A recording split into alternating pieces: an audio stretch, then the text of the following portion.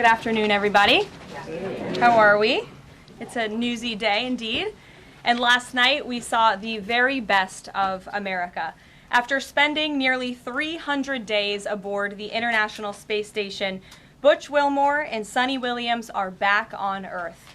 These two incredible astronauts were only supposed to be up there for 8 days, but because of the Biden administration's lack of urgency, they ended up spending 9 months in space. Joe Biden's lack of courage to act boldly and decisively was a big reason why Butch and Suni did not make it back until yesterday. But President Trump doesn't waste time. Immediately after taking office, President Trump directed Elon Musk and SpaceX to rescue these brave astronauts alongside NASA. The president also called the acting administrator of NASA and told her to bring the astronauts home as soon as possible. As acting administrator Janet Petro said herself yesterday, per President Trump's direction, NASA and SpaceX worked diligently to pull the schedule a month earlier. The president looks forward to welcoming Butch and Suni to the Oval Office when they are recovered. This historic mission brings new meaning to President Trump's promise to always look out for the forgotten man and woman. On another important matter, yesterday, President Trump and President Putin spoke about the need for peace and a ceasefire in the Ukraine war. Both leaders agreed this conflict needs to end with a lasting peace and also stressed the need for improved bilateral relations between the United States and Russia. President Trump also spoke with President Zelensky this morning to align both Russia and Ukraine in terms of their needs and requests. As President Trump has said repeatedly, the precious lives and money that both Ukraine and Russia have been spending in this war would be better spent on the needs of their people. This terrible conflict would have never started with President Trump in charge, but he's determined to end it once and for all. President Trump also promised maximum transparency and a commitment to rebuild the trust of the American people in our intelligence community. Part of that promise was to fully release previously classified records related to the assassination of former President John F. Kennedy, and he made that happen yesterday. This historic release consisted of approximately 80,000 pages of previously classified records that are now published. The records are available to access either online at archives.gov/JFK or in person, accessible to the American people at the National Archives in College Park, Maryland.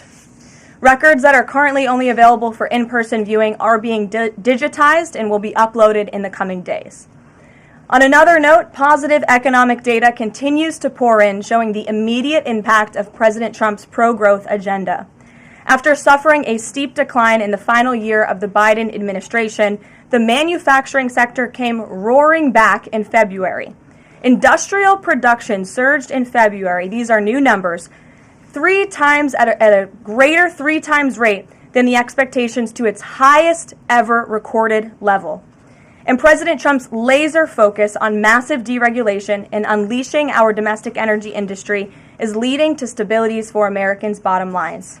As Newsweek summed it up today, gas prices are plummeting under President Trump. And the Trump administration continues to make American communities safer through our ongoing mass deportation campaign of illegal alien criminals. Yesterday, FBI Director Kash Patel announced the agency captured another fugitive from its 10 most wanted list, securing the extradition of Francisco Javier Roman Bardeles, a key senior leader of the brutal MS-13 gang. And the brave men and women of ICE also arrested a number of dangerous aliens across the country in recent days. You will see them on this screen. ICE San Francisco just arrested a citizen of Guatemala convicted of sexual battery. ICE New Orleans arrested a citizen of Ecuador convicted of rape in Suffolk County, New York. ICE Atlanta arrested a citizen of Mexico convicted of assault by strangulation. ICE Dallas arrested a citizen of Mexico convicted of assault with a firearm and rape with a foreign object. And ICE Houston arrested a citizen of Guatemala convicted of indecent sexual contact with a child in Texas. These are heinous criminal alien monsters who the previous administration allowed to flood into our country. And every time President Trump and this team deport one of them, our country becomes safer. Finally, before I open it up to questions, I want to tout how successful our efforts have been in filling out President Trump's administration. There have been a record number of 281 Senate confirmed nominations already, with another 280 in process. Here at the White House, OPM and GSA, we have filled 100% of the total number of slots. And this is a record number of placements in the first 58 days of any administration, and a testament to the caliber and the sheer quantity of talented people who want to work for President Trump to make America great again. Here in our new media seat today, we have Katie Pavlich. Katie is the editor of townhall.com, which is a subsidiary of Town Hall Media. It's a leading conservative news and opinion outlet based right here in Washington, D.C., with writers and journalists reporting around the country. Last year, Town Hall Media had 60 million unique users and 1.4 billion page views, with a broad reach on a number of social media platforms. With that, Katie, please kick us off. Thank you, Karoline. Really appreciate it. Sure. Thank you. So given the back and forth with this U.S. District Judge and the administration's use of the Alien Enemies Act, does the president plan to send new and additional flights of Venezuelan gang members, now designated as foreign terrorists, from the U.S. to El Salvador or elsewhere? Can Americans expect to see those flights sometime soon? Americans can absolutely expect to see the continuation of the mass deportation campaign that has been successfully led by this president, Secretary of Homeland Security Kristi Noem, and also our Secretary of State, Marco Rubio. Since you brought up the judges, I would like to point out that the judges in this country are acting erroneously. We have judges who are acting as partisan activists from the bench. They are trying to dictate policy from the President of the United States. They are trying to clearly slow walk this administration's agenda, and it's unacceptable. As the President said last night, we will continue to comply with these court orders. We will continue to fight these battles in courts, but it's incredibly apparent that there is a concerted effort by the far left to judge shop, to pick judges who are clearly acting as partisan activists from the bench in an attempt to derail this president's agenda. We will not allow that to happen. And not only are they usurping the will of the president and the chief executive of our country, but they are undermining the will of the American public, tens of millions of Americans who duly elected this president to implement the policies that are coming out of this White House. And then one more question. Senate Minority Leader Chuck Schumer said yesterday that he was united with Democrats in working against Americans who, quote, their attitude is, I made my money all by myself, how dare your government take my money from me? Or, I built my company with my bare hands, how dare your government tell me how to treat my customers? What is the president's response to this, given his upcoming tax agenda and need to work on Capitol Hill? Well, we certainly hope that Democrats all of a sudden are for more money in the pockets of the American public. The president has made it incredibly clear that he is committed to tax cuts. He is committed to passing a big reconciliation package later this year, ending no taxes on tips, taxes on overtime, no taxes on Social Security for our hardworking seniors. And we encourage everybody on Capitol Hill to support that when it comes to the finish line, especially Democrats who clearly need a boost from the American public right now. Their approvals are at an all-time record low. Thanks for being with us, Katie. Garrett. I have one other question, but I want to follow up on Katie's question, actually. You said the mass deportation campaign would continue, but she asked about the flights specifically. Will those flights to El Salvador continue while this case is being appealed? We don't have any flights planned specifically, but we will continue with the mass deportations. And I would just like to point out that the judge in this case is essentially trying to say that the president doesn't have the executive authority to deport foreign terrorists from our American soil. That is an egregious abuse of the bench. This judge does not have that authority. It is the opinion of this White House and of this administration, and that's why we're fighting this in court.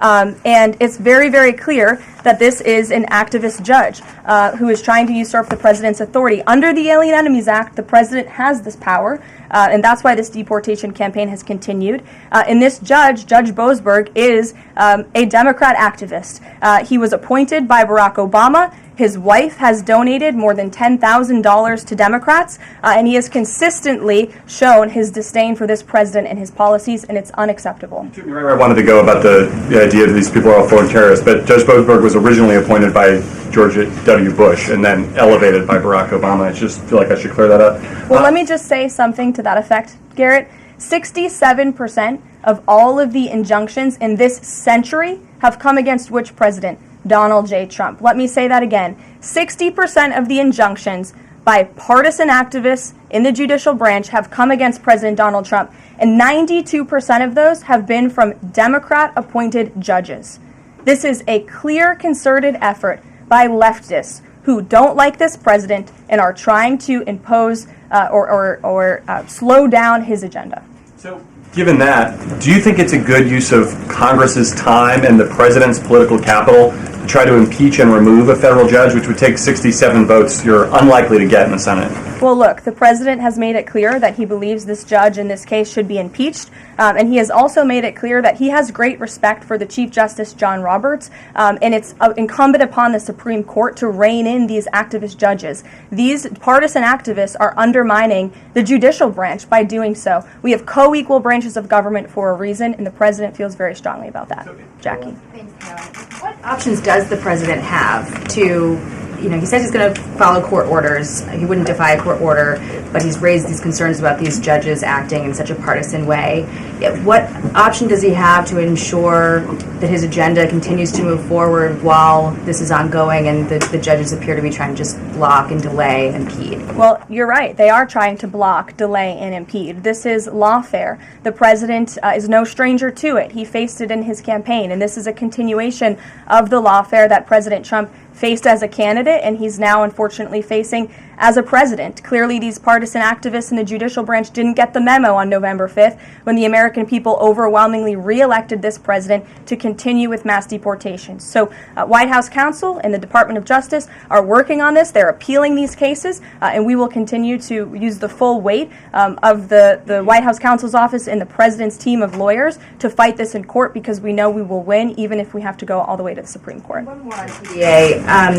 Andy McCarthy said in an interview with Hugh Hewitt, he certainly agrees with what the president is trying to do with the Alien Enemies Act, but he's not sure that the law is completely on his side. He cites some previous Supreme Court rulings dealing with enemy combatants in wartime, says that even they have a right to challenge their detention in court.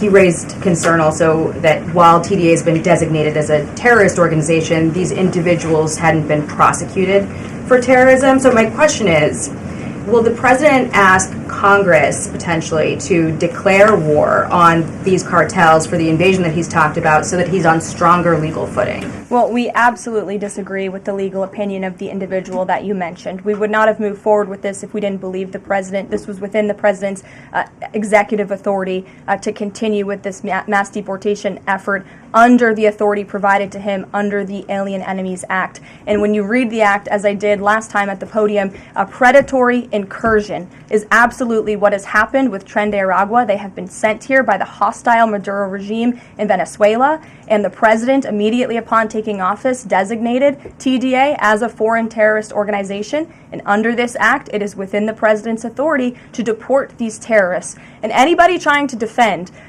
these terrorists who have now been sent off of American soil should talk to the families of the individuals who these heinous monsters have killed and have raped. If you talk to those families, they are so heartened by the president's decision to take tough action and to use his executive authority, something that no other president has been willing to do, because President Trump does what he says he's going to do, and he is deporting these foreign terrorists from American soil to secure our homeland, and he's within his rights to do that. Jennifer. Very quickly on Tesla, there's a website that's trying to dox Tesla owners across the country and saying they're only going to take down personal information when people show that they've sold their cars. What's the administration going to do about that? I haven't seen that website, but we certainly think it's despicable, the violence that has taken place against Tesla, the company, its employees, and also just Americans who have chosen to drive an electric vehicle. Many of them are Democrats, by the way.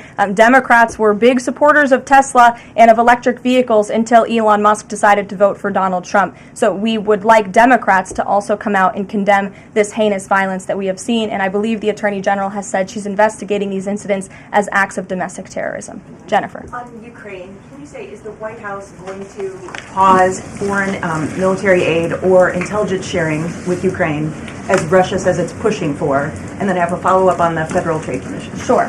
When it comes to Ukraine, I do have a statement for you from the National Security Advisor and also the Secretary of State.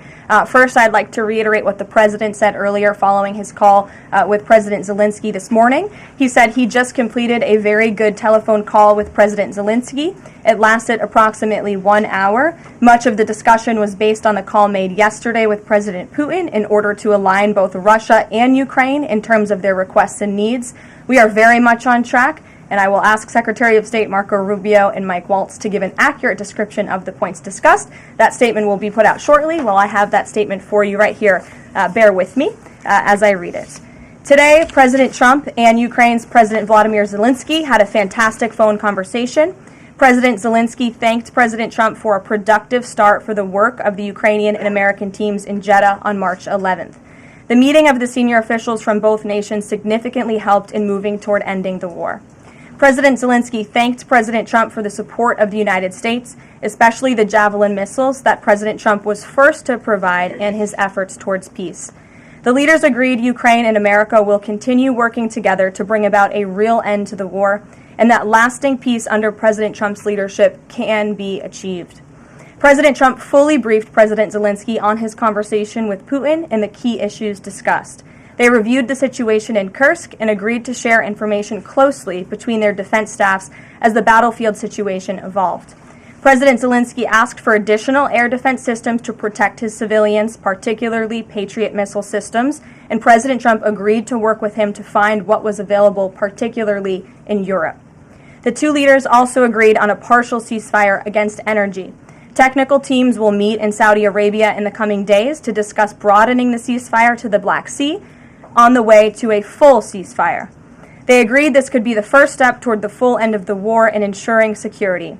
President Zelensky was grateful for the president's leadership in this effort and reiterated his willingness to adopt a full ceasefire. President Trump also discussed Ukraine's electrical supply and nuclear power plants. He said that the United States could be very helpful in running those plants with its electricity and utility expertise. American ownership of those plants would be the best protection for that infrastructure and support for Ukrainian energy infrastructure. President Zelensky also thanked President Trump for continuing to push humanitarian concerns, including the exchange of prisoners of war. He noted they had just had a successful exchange and thanked the president for his leadership on that. President Trump also asked President Zelensky about the children who had gone missing from Ukraine during the war, including the ones that had been abducted, and President Trump promised to work closely with both parties to help make sure those children were returned home. They agreed all parties must continue the effort to make a ceasefire work. The presidents noted the positive work of their advisors and representatives, especially Secretary Rubio, National Security Advisor Mike Waltz, Special Envoy Kellogg, and others. The presidents instructed their teams to move ahead with the technical issues related to implementing and broadening the partial ceasefire. The presidents instructed their advisors and representatives to carry out this work as quickly as possible. The presidents emphasized that in further meetings, the teams can agree on all necessary aspects of advancing toward lasting peace and security. That is a lengthy statement that was just given to me, so thanks for bearing with me. Our office will, of course, provide this after. And as you know, as I just pointed out in the statement, the president's team of negotiators and national security experts will be heading to Saudi again later this week to continue working on and ironing out the details. But I would just like to emphasize we have never been this close to peace, and it's only because of President Trump that we are here. I think a couple of years ago, as you all reported on the war, it was incomprehensible to have a partial ceasefire in this conflict. And today, that is true because of the leadership of this president. So they Mary. agreed to closely share information between their defense staffs. Does that mean all intelligence sharing will continue? So the White House is rejecting Russia's request to pause. Intelligence sharing in terms of defense for Ukraine will continue to be shared. Mary. Thanks, Caroline. I have two questions. One on the United States Institute of Peace and then on the Supreme Court, if that's okay. Sure. So on the United States Institute of Peace, this is a little bit wild. I understand the old president refused to leave after he was removed from his position. He barricaded himself in his offices, had to be escorted out by police, left the building without Wi-Fi, telephones, elevators, and more, and is now telling media that DOGE broke in and illegally removed him. So can you comment on this sequence of events and specify, did DOGE illegally enter? I'm really glad you brought this up, Mary. We were made aware of this story by individuals at DOGE, at Elon Musk's team, and also at the State Department who were unable to access this building. And it became very clear that there was a concerted effort amongst the rogue bureaucrats at the United States Institute of Peace to actually physically barricade themselves essentially inside of the building to prevent political appointees of this administration who work at the direction of the President of the United States to get into the building. There was a piece in the Daily Caller, thank you for sharing the truth on this, about what happened.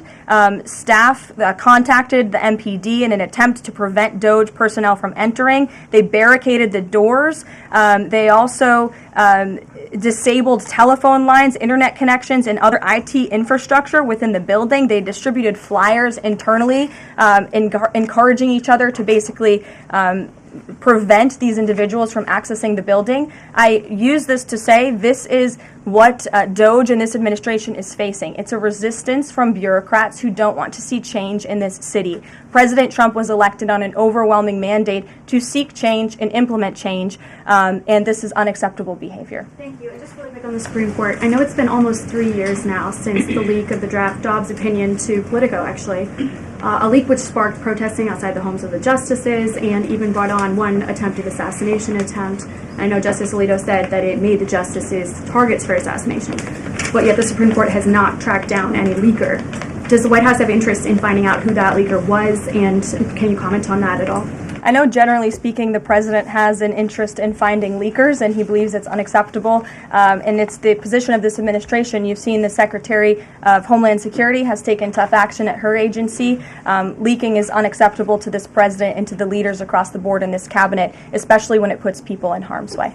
Sure. Thank you, Caroline. A mom whose daughter was forced to change in a locker room with a biological male at school filed a complaint with the DOJ. How will the Trump DOJ deal with violations of President Trump's orders protecting women and girls like this? I would defer you to the Department of Justice on that specific case, but the president has made it incredibly clear that it is the policy of this administration that there are only two genders, male and female, only two sexes rather, male and female, and that we are not going to tolerate such behavior by men pretending to be women. The president will continue to strongly stand for the rights of women and girls, not just in sports and on athletic fields, but also in private spaces like locker rooms and bathrooms. Sure. Go ahead. Thank you. On the FTC, two quick questions. Can you explain the president's thinking in his decision to fire the two Democratic commissioners, especially given that Mark Meadow is on track to be confirmed next week and there would be a Republican majority? My biggest question is why now? Sure. Because the time was right to let these people go, and the president absolutely has the authority to do it, and they were given ample notice in a letter that I believe your outlet reported on, so it pretty much explains exactly why this administration chose to let those individuals go. Is the ultimate goal to get this to the Supreme Court to try to overturn the 1935 precedent? The goal was to let these individuals go. If we have to fight it all the way to the Supreme Court, we certainly will. Rachel. Back to those deportation flights to El Salvador, can the administration provide any more details on how authorities determined that each of those men were in fact members of a gang? And if the White House can publish images, photos, videos of those men, why can't the administration just release basic information like their identities and names? We are not going to reveal operational details about a counterterrorism operation, but what I can assure you, as I said on Monday, we have the highest degree of confidence in our ICE agents and our Customs and Border Patrol agents who have committed their lives to targeting illegal criminals in our country, particularly foreign terrorists, and they had great evidence and indication. They have the highest degree of professionalism, and they were 100% confident in the individuals that were sent home on these flights and in the president's executive authority to do that. Follow up, I know in the last briefing you cited privacy concerns as a reason why the administration may not be able to reveal the identities. What exactly are the privacy rights of immigrants who were deported that the administration says were dangerous enough to be sent to El Salvador and sit in a prison? Again, as I just said, we're not going to reveal the operational details of a counterterrorism operation for quite obvious reasons. We're trying to combat terrorism here in the United States of America. Jeff. I could ask something else about the phone call yesterday. There was a couple different readouts from the Kremlin and the U.S. on a couple different points. One was energy and infrastructure. The U.S. statement said energy and infrastructure. The Kremlin said energy infrastructure. What is your understanding of what the actual substance of that disagreement was? And then one other question on that. I would defer you to the readout that was provided by the White House. That's our understanding, and that's the truth. And if I could ask a question about the judge as well. How does the president define a bad judge? Is it just someone who disagrees with him? And is that a dangerous precedent in this case, because this is a temporary ruling from Judge Boasberg that he could ultimately rule in your favor? Is he setting up a standard here for calling for the impeachment of a judge who may ultimately rule on your side? No, it has nothing to do with disagreeing with the president on policy. It's with disagreeing with the Constitution and the law. And it's trying to usurp the authority of the executive branch of this country. It's having baseless reasoning for these injunctions. And it's a clear effort by these judges to slow roll this president's agenda. And if you just look at the injunctions that this president has faced, deporting foreign terrorists from our homeland, hiring and firing of executive branch employees, which when the president is the executive of the executive branch. You also see an injunction by a partisan activist judge when it comes to the Secretary of Defense trying to determine the readiness of our troops and the qualifications of our troops in our armed forces. Does a single district court judge really have more authority over the Commander-in-Chief and the Secretary of Defense to determine who should serve in our United States Armed Forces? Absolutely not. Anyone who has taken a basic civics lesson can understand that, and it's ridiculous lawfare that we are witnessing. And it's.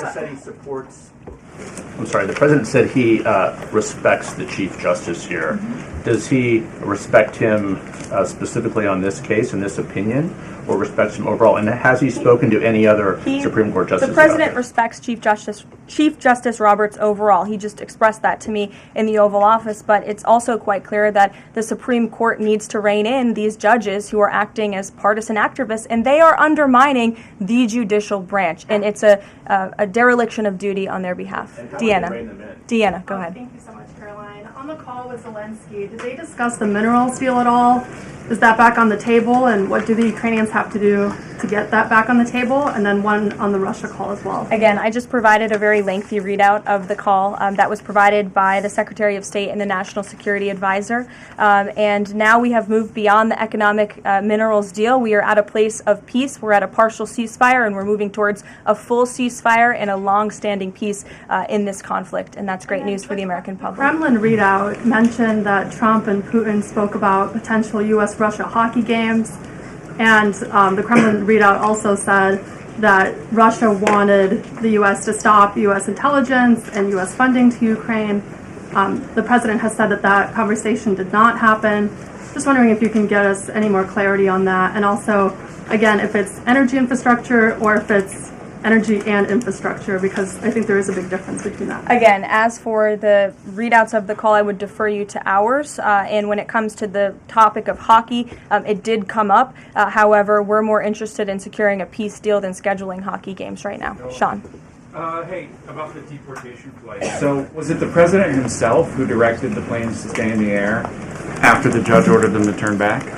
The president invoked the Aliens Enemies Act with a proclamation, which then directed the Department of Homeland Security and the Department of State to move forward with the plan of action. And as I said yesterday, all of the planes that were subject to the judge's written order took off before the order was submitted in court. I was asked and answered that question multiple times yesterday. Kate, go ahead. Is the president still considering pressuring Russia with sanctions or tariffs to try to get a full ceasefire? And is there any kind of deadline or timeline that the White House has in mind for when that pressure might ramp up? Again, the president had a nearly 2-hour-long call with President Putin yesterday. We provided a readout of that call, and we have his negotiating team heading to the Middle East this week to continue these discussions in regards to sanctions and any other details. I'm not going to give a readout of those from this podium. And on TikTok, is Oracle the leading contender for a deal? And would the U.S. back a deal that keeps TikTok's algorithm and the underlying technology still in Chinese hands? As President Trump does so well, we don't get ahead of ourselves when we are in the midst of the art of the deal. So when the president and his team are ready to announce a deal on TikTok, which is a high priority for the president, we will make that known. I've seen that reporting, but I'm not going to comment on it just yet. Sure, go ahead. Thank you, Press Secretary Leavitt. Some prominent Trump supporters have been making the case that Derek Chauvin deserves a pardon. They argue that he did not receive a fair trial. Joe Biden and other Democrats actually implied that he was guilty while the trial was going on. BLM rioters had these jurors under immense threat and pressure. mainstream media, frankly, many news outlets here today are complicit here. They chose to ignore the autopsy report. They chose to ignore the full body camera footage. They decided to slander Derek Chauvin as a racist cop instead. Does the administration believe Derek Chauvin received a fair trial, and will they consider a pardon moving forward? The president has been asked and answered this question. He said it's not something he's considering at this time. Philip. Thank you. Two questions. First, just a follow-up on the readouts from those calls. When it comes to the discrepancies between the U.S. and Russian readout of that call between President Trump and Putin, is it the president's assessment is something that's getting lost in translation, or does he believe that the Russians are trying to play games here? Nope. The president believes in his team that put the readout out, and he also put his own out on Truth Social. We've been incredibly transparent about all of the president's calls with foreign leaders, and again, I would defer you to the readout. And then following up on... Thank you, Karoline. White House said yesterday that gas prices across the U.S. have fallen for the fourth straight week. 34 states now seeing gas under $3 a gallon. This limited ceasefire with Ukraine regarding oil refineries, energy, will that affect gas prices here in the U.S.? Well, it's certainly the president's hope that gas prices will continue to fall, and he's working every single day to ensure that we do. As you just mentioned, there's been very encouraging data. Inflation is cooling and gas prices are falling. The president has established a National Energy Dominance Council, and it's ultimately the president's goal. And this administration is working hard on it every single day to increase our energy production right here in the United States of America, to have it Trump energy boom like we saw in our first term, which will not only lead to lower fuel prices here at home, but also lessen the rate of inflation that was created by the previous administration. One more on Tesla, Karoline. Tim Walz, Governor Walz, saying last night he frequently checks Tesla stock, in doing so to, quote, give me a little boost during the day. How should Americans view politicians who take pride in the downfall of an American car company? I think that's quite sad, but I think Governor Walz unfortunately is living a sad existence after his devastating defeat on November 5th. Reagan, go ahead. Thank you, Caroline. Across the country, Tesla cars are being lit on fire, dealerships are being shot up, Molotov cocktails are being used. There was a website posted yesterday that shared the addresses of private Tesla owners and reportedly had Kash Patel's information on it. AG Bondi has called this acts of domestic terrorism. Does the White House have any indication that this is some sort of coordinated movement or that it's being funded by some outside group? And do you know if the investigation by the DOJ is being investigated as incidents of organized terror? I believe the Attorney General has made her comments clear on that. She is investigating these events as acts of domestic terrorism, and we fully condemn them. And as I said earlier to Jackie's question, we think it's despicable what is happening to not just this American company, but also their innocent employees. And again, innocent Americans who drive these vehicles. We condemn it wholeheartedly. Sure. More than 24,000 workers in 18 agencies are in the process of being reinstated. What is your message to these workers, and can you assure them they won't be fired again as the administration directs agencies to do more layoffs? Well, the administration is complying with the court's order. Again, as I have spoken about repeatedly, we think it's despicable that we have judges acting as judicial activists, partisan activists, trying to dictate who the President of the United States, the executive of the executive branch, can hire and fire. We have never seen anything like this. We are fighting this in court, and we will continue to fight it all the way to the Supreme Court if we have to. And as for federal employees, it's been the very common sense position of this president and the administration that bureaucrats here in Washington, D.C. need to show up to the office just like the rest of America. Middle-class Americans, from doctors to business owners to teachers to law enforcement officers, have to show up to their offices every single day. And the president has made it a clear priority that people in this city have to do the same. And we are also continue to be committed to reducing the scale of our workforce and to reducing the size of our federal bureaucracy here in Washington, D.C. to save taxpayers' money. Annie, go ahead. Thanks so much. In the statement that you read, you referenced the president's interest in helping return Ukrainian children to their parents and to their families.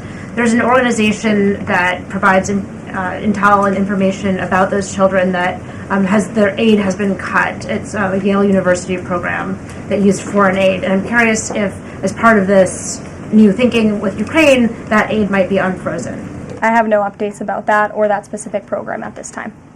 Karen. Thanks, Caroline, just to follow up on your answer to the question on the minerals deal, you said that the White House has moved beyond the minerals deal. What does that mean? Is that no longer on the table? Nope. It means the minerals deal was that first set of framework that you all saw in that very public meeting with President Zelensky and President Trump in the Oval Office. We are now focused on a long-term peace agreement. As you know, on that deal, or that meeting between President Zelensky and President Trump, the Ukrainian president at the time wasn't talking about a greater peace deal. We are now at that place where we are talking about that. So we've moved beyond just the economic minerals deal framework, and we're looking at a lasting ceasefire. Right now we're at a partial ceasefire, but again, the president is sending his highly skilled, intelligent, and experienced team to Saudi Arabia later this week to continue fighting for peace in this conflict. And I would just reiterate one more time, we have never been closer to peace than we are today. Thank you very much, everybody. We'll see you later. You got the question.